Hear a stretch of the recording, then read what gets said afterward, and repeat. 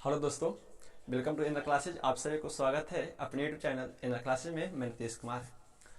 चलिए आज फिर से नया टॉपिक की शुरुआत करते हैं। अब देखिए क्या होगा ना कि ये आप सभी का प्यार है जो है ना, हमारा यूट्यूब फैमिली वो 350 से पार कर चुका है। तो आप इसी प्रकार से विश्वास बनाए रखें और हमेशा हम आपके लिए मदद करते रहेंगे और हेल्प जितना होगा हमसे मदद करेंगे, है ना। और चाहे वो क्लास 10 के बच्चे हो या फिर क्लास 12 के बच्चे हो, ठीक है। अब क्या होगा ना कि देखिए इस पे क्या होगा कि सोमवार से लेकर के बुधवार तक, ठीक है, 3 दिन क्लास 10 का मैथ मिलेगा। उसके बाद बृहस्पतिवार शुक्रवार जो होगा वो क्लास 12 का बायोलॉजी मिलेगा। और शनिवार और रविवार क्या होगा, क्लास 10 का फिजिक्स मिलेगा। ठीक है, हम सब अब यहाँ पर क्लास 10 का फिजिक्स भी शुरू कर देंगे आज से।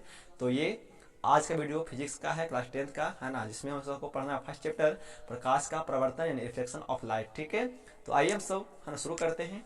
आप चैनल पर नए हैं तो सब्सक्राइब कर सकते हैं और बेल आइकन को प्रेस कर सकते हैं ताकि जब भी वीडियो डालें तो इसका नोटिफिकेशन आपको सबसे पहले मिले और अपने मित्रों को शेयर करें। ठीक है, क्योंकि टारगेट जो है जो ये न्यू बैच स्टार्ट किए हैं वो केवल 2022 के एग्जाम के लिए, क्योंकि लॉकडाउन की वजह से पढ़ाई नहीं हो पा रहा था। ठीक है, तो ये सब बच्चे कमेंट कर रहे थे सर कि क्लास 10 का सर और विषय पढ़ाइए। तो थोड़ा सा टाइम का अभाव था ना, थोड़ा सा मतलब सर जैसे सब कोचिंग बंद है, फिर भी थोड़ा सा कुछ अपना पढ़ाई लिखाई होता है, फिर भी और काम होते हैं तो उसमें निकाल करके आपको पढ़ाना पड़ता है। तो ये हम आपके लिए तो इतना कर ही सकते हैं। आप इसी प्रकार से अपना विश्वास बनाए रखें और हम आपकी मेहनत करते रहेंगे।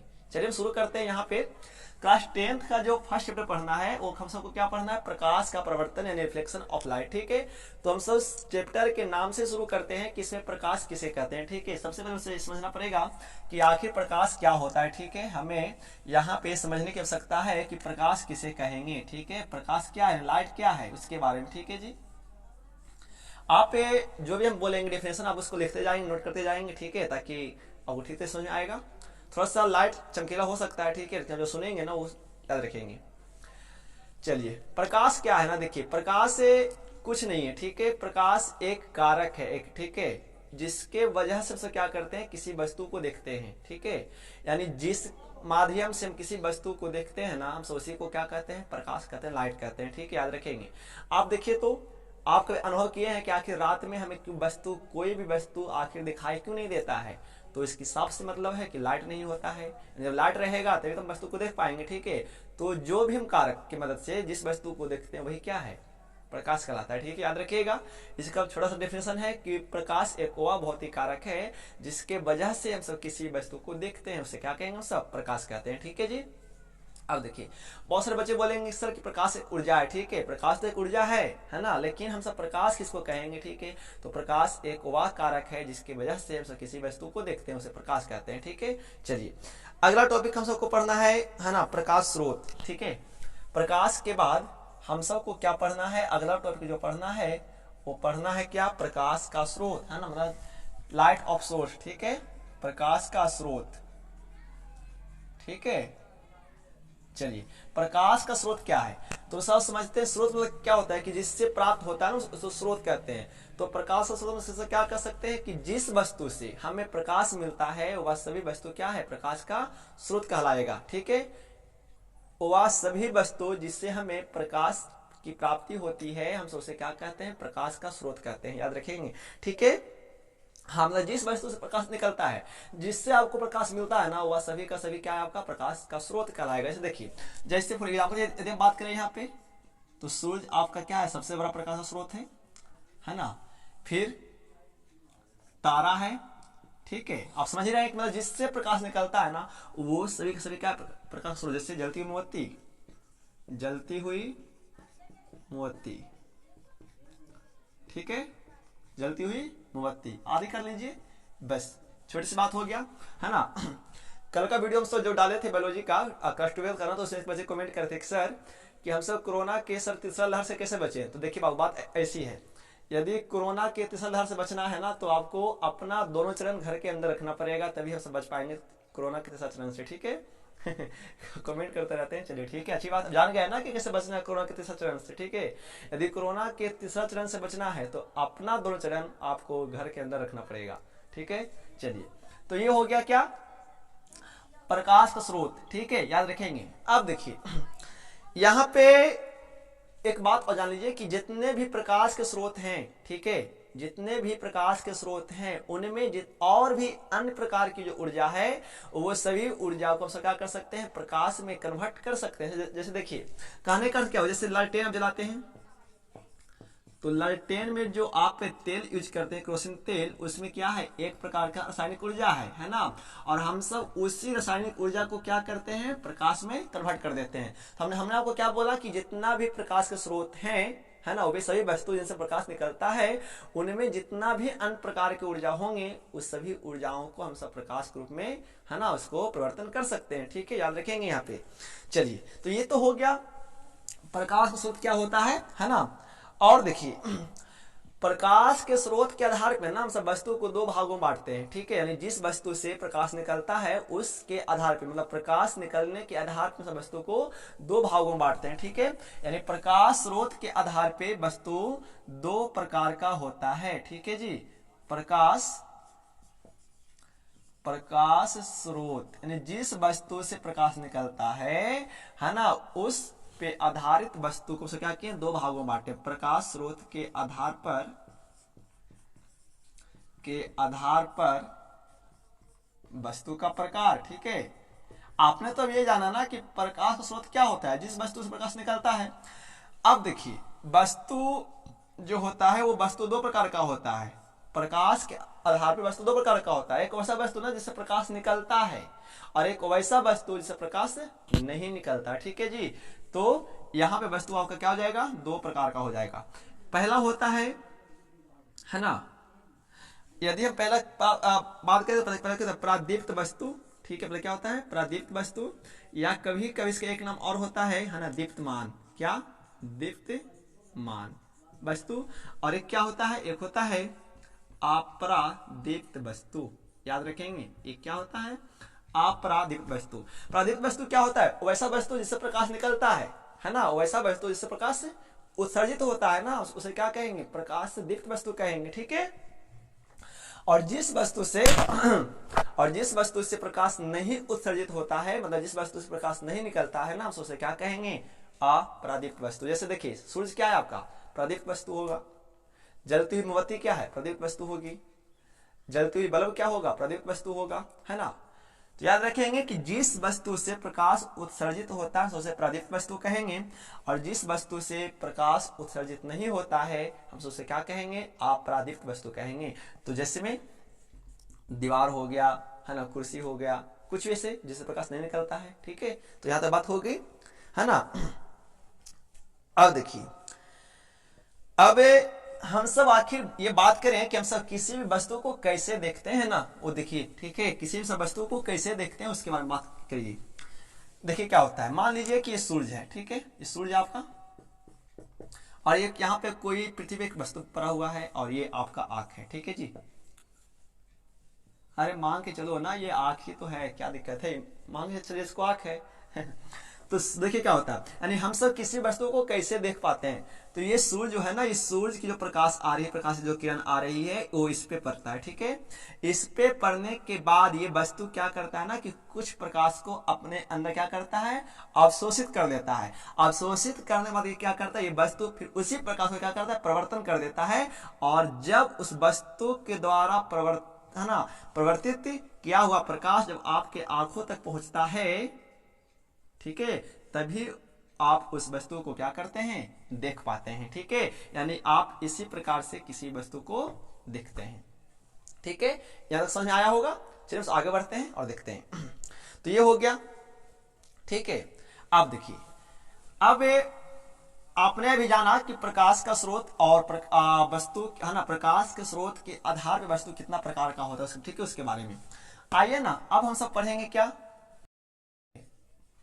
प्रकाश की किरण क्या है, प्रकाश की किरण। ठीक है जी, तो देखिए प्रकाश की किरण क्या है ना, जब प्रकाश किसी सीधी रेखा पर गमन करती है। ठीक है, जब कोई प्रकाश किसी सरल रेखा पे या सीधी रेखा पर गमन करती है तो हम उसी को क्या कहते हैं, प्रकाश का किरण कहते हैं। ठीक है, याद रखेंगे, जब कोई प्रकाश किसी सीधी रेखा पर या किसी सरल रेखा पर गमन करती है तो हम उसी किरण को क्या कहेंगे, उसी रेखा को क्या कहते हैं, प्रकाश की किरण कहते हैं। याद रखिएगा। ठीक है, हाँ, मान लीजिए कि कोई एक ऐसी सीधी रेखा है, ठीक है, और इस पे कोई मोमबत्ती है, जैसे यहाँ देखिए, और इस पर कोई प्रकाश एक सीधी रेखा में चल रहा है कि नहीं चल रहा है, ठीक है, तो हम सब इसको क्या कहेंगे यहाँ पे, प्रकाश की किरण। जब कोई प्रकाश जिस वस्तु से प्रकाश निकलता है यदि उसकी प्रकाश एक सरल रेखा में चली, एक सीधी दिशा में चलती है, तो सीधी रेखा में चलने वाले प्रकाश को क्या कहते हैं, प्रकाश की किरण कहते हैं। और हमेशा प्रकाश की किरण को इस प्रकार से दर्शाते हैं।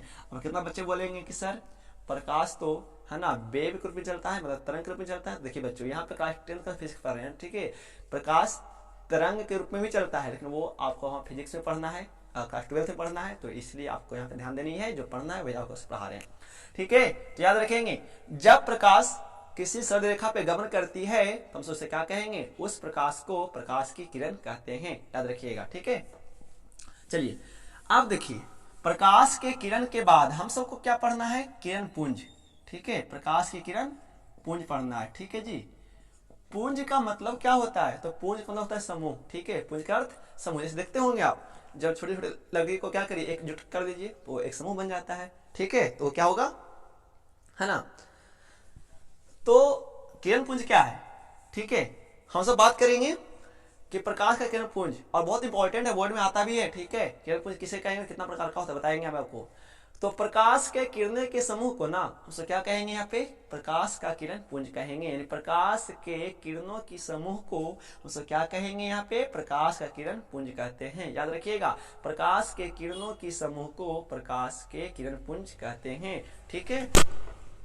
ढेर सारे प्रकाश मान लीजिए इसी प्रकार से, ठीक है, तो ये पूरी आपका क्या है, एक किरण पुंज है प्रकाश का, ठीक है जी। चलिए अब यहाँ का से बात करें कि प्रकाश का किरण पुंज कितना प्रकार का होता है, ठीक है, मतलब किरण पुंज कितना प्रकार का होता है, तो वो बात करेंगे यहाँ पे। तो देखिए क्या होता है, किरण पुंज जो होता है ना वो 3 प्रकार का होता है, ठीक है। एक होता है अभिसारी किरण पुंज, याद रखिएगा बहुत इंपॉर्टेंट है, अभिसारी किरण पुंज। दूसरा होता है समांतर किरण पुंज, समांतर किरण पुंज। और एक होता है अपसारी किरण पुंज। एक क्या होता है, अपसारी किरण पुंज, ठीक है। आइए समझते बारी बारी से कि हम सब अपसारी किसको कहेंगे, है ना, समांतर किसको कहेंगे और अपसारी किसको कहेंगे उसके बारे में, ठीक है। यदि हम पहले यहाँ पे अभिसारी की बात कर ले, ठीक है, तो देखिए अभिसारी में क्या होता है ना कि जब प्रकाश की किरणें, ठीक है, अन्य बिंदु से जब प्रकाश किरण आ रहा होगा, तो जब अन्य बिंदु स्रोत से आने वाले प्रकाश की किरणें, है ना, जब प्रकाश की किरणों का समूह जब एक बिंदु पर आकर क्या हो जाता है, वो जमा हो जाता है, मतलब एकत्रित हो जाता है, तब तो उसे क्या कहेंगे, अभिसारी किरण पुंज कहते हैं। अभिसारी का मतलब ही होता है ना कि दूर से आया कोई, है ना, और वो एक बिंदु पर आकर वो क्या होता है, वो जमा हो जाता है। मान लीजिए कि दूर से बिंदु ऐसा आ रहा है प्रकाश स्रोत, ठीक है, और इस सभी प्रकाश की किरण क्या होगा, एक ही बिंदु पर आकर के ये जमा हो जाता है, ठीक है, मतलब तो हम इसी को क्या कहेंगे, अभिसारी किरण पुंज, ठीक है, याद रखेंगे। जब प्रकाश की किरणें, है ना, ठीक है, जब प्रकाश की किरणें हमसे इसको क्या बोल सकते हैं कि जब प्रकाश की किरणें, है ना, एक बिंदु पर आकर मिल जाती है तो इसे क्या कहेंगे, अभिसारी किरण पुंज कहते हैं, ठीक है जी। दूसरा विषय क्या पढ़ना है, वो पढ़ना है समांतर किरण पुंज क्या होता है, ठीक है। तो जब प्रकाश की किरणें, है ना, जब प्रकाश की किरणें, ठीक है, जब प्रकाश की किरणें, है ना, आपस में एक समांतर आकार में चलता है, एक समांतर रेखा पे चलती है, तो हम इसे क्या कहेंगे, यहाँ पे समांतर किरण पुंज कहेंगे, ठीक है। जब प्रकाश की किरणें, है ना, जिसमें एक प्रकाश एक दूसरे के साथ समांतर गति करता है, तो हम उसे क्या कहेंगे, यहाँ पे समांतर किरण पुंज कहेंगे, याद रखिएगा, है ना। किरण पुंज के प्रकाश जब, है ना, एक दूसरे के समांतर में चलता है तो उसे क्या कहेंगे, यहाँ पे समांतर किरण पुंज कहते हैं, याद रखिएगा। जो तीसरा जो पढ़ना है वो क्या पढ़ना है, अपसारी किरण पुंज, ठीक है। अपसारी का मतलब क्या होता है, फैल जाना, ठीक है, मतलब एक बिंदु स्रोत से जब प्रकाश की किरण तो निकला एक ही बिंदु से, लेकिन वो अलग अलग दिशा में वो क्या होता है, वो फैल जाएगा, ठीक है जी, वो इस प्रकार वो क्या होगा, फैल जाएगा, ठीक है। तो हम इसको क्या कहेंगे, अपसारी किरण पुंज कहते हैं। मतलब जब प्रकाश की किरणें एक बिंदु से निकलकर है ना अनेक दिशाओं में फैल जाता है तो उसे क्या कहेंगे, अपसारी किरण पुंज कहते हैं, याद रखेंगे। ठीक है, तो यहाँ पे हो गया प्रकाश की किरण और किरण पुंज क्या होता है उसके बारे में, कितना प्रकार का होता है। ठीक है, और देखिए यदि यहाँ पे और बात करें है ना, तो प्रकाश है ना किस किस से चल सकता है, कौन कौन वस्तु से प्रकाश आर पार हो सकता है, उसके आधार पे हमें वस्तु को ना कई भागों में बांटा गया। ठीक है, कि मतलब कुछ ऐसे भी वस्तु होते हैं जो प्रकाश को क्या करते हैं, प्रकाश को उन्हें रोकता, सीधे आएगा उससे होकर चला जाता है। कुछ ऐसे भी वस्तु होते हैं जो क्या करते हैं कि प्रकाश को एक दिशा से दिशा में जाने नहीं देता है। ठीक है, और कुछ ऐसे भी वस्तु होते हैं जो केवल प्रकाश को हल्का हल्का क्या करता है, अपने दिशा से उस दिशा में जाने देता है। ठीक है, तो हम यहाँ पे बात करेंगे उसके बारे में। ठीक है, कि मतलब प्रकाश है ना किसी वस्तु से आर पार हो सकता है कि नहीं, उसके आधार पे वस्तु जो होता है ना 3 प्रकार का होता है। ठीक है जी, यानी प्रकाश के गति के आधार पे। ठीक है, प्रकाश के क्या बोल सकते हैं इसे, प्रकाश के गति के आधार पे। ठीक है, कि मतलब किसी भी वस्तु से प्रकाश आर पार हो सकता है कि नहीं। ठीक है, उसके आधार पे है ना ठीक है, आधार पर वस्तु को ना 3 भागों में बांटा गया है। कितना भागों में जी, वस्तु को 3 भागों में बांटा गया है। ठीक है, चलिए पहला जो है देखिए वो क्या क्या होता है। ठीक है, पहला होता है आपका पारदर्शी पदार्थ, है ना, पारदर्शी। दूसरा होता है अपारदर्शी। ठीक है, दूसरा क्या होता है, अपारदर्शी।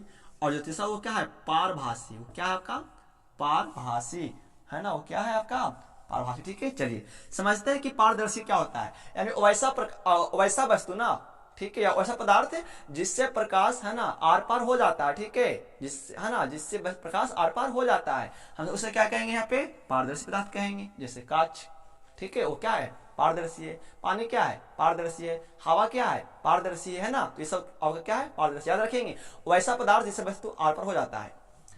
अपारदर्शी क्या है, वैसा पदार्थ जिससे वस्तु जिससे प्रकाश आर पार नहीं होता है, उसे क्या कहेंगे यहाँ पे, अपारदर्शी कहते हैं। जैसे दीवार हो गया, है ना, दीवार हो गया। ठीक है, पर्दा हो गया, है ना, मोटे कपड़ा हो गया। ठीक है, तो मतलब जिससे प्रकाश आर पार नहीं होता है। पारभासी का मतलब क्या होता है, पारभासी का मतलब होता है कि जिससे प्रकाश हल्का, है ना, हल्का हल्का आर पार हो जाता है, हम उसे क्या कहेंगे, पारभासी पदार्थ कहते हैं। वैसा पदार्थ जिससे प्रकाश हल्का हल्का आर पार हो जाता है, हम उसे क्या कहेंगे यहाँ पे, पारभासी। जैसे तेल का लगा हुआ कागज, जब आप कागज में जब तेल लगा दीजिएगा ना तो वो क्या बन जाएगा, पारभासी पदार्थ बन जाएगा। ठीक है, तो इसमें याद रखेंगे। तो बस आई होप है कि आपको वीडियो समझ में आया होगा। ये वीडियो क्लास 10 का फिजिक्स में ना आपको पार्ट 1, 2 करके मिलते रहेगा। ठीक है, तो आज की वीडियो इतना ही, लंबा हो जाएगा। ठीक है, तो अपने मित्रों को शेयर करें अच्छा लगे तो, और चैनल को सब्सक्राइब करें और वीडियो को शेयर करें। तब तक के लिए धन्यवाद, मिलते हैं अगले वीडियो में। थैंक्स फॉर वॉचिंग, जुड़े रहिए इन क्लासेस के साथ। ठीक है, और आपको कोरोना के तीसरा लहर से भी बचना है, याद रखेंगे, क्योंकि सिंगापुर में ऐसा देखा जा रहा है कि सिंगापुर में है ना कोरोना का तीसरा स्ट्रेन आ गया है। वह स्ट्रेन शायद भारत में भी आ सकता है, इसकी वजह से सरकार अलर्ट कर दी है। तो कैसे सबको बचना है, कोरोना के जब तीसरा लहर से बचना है तो आपको अपना 2 चरण हमेशा अंदर में रखना पड़ेगा। तब तक के लिए धन्यवाद, मिलते हैं अगले वीडियो में।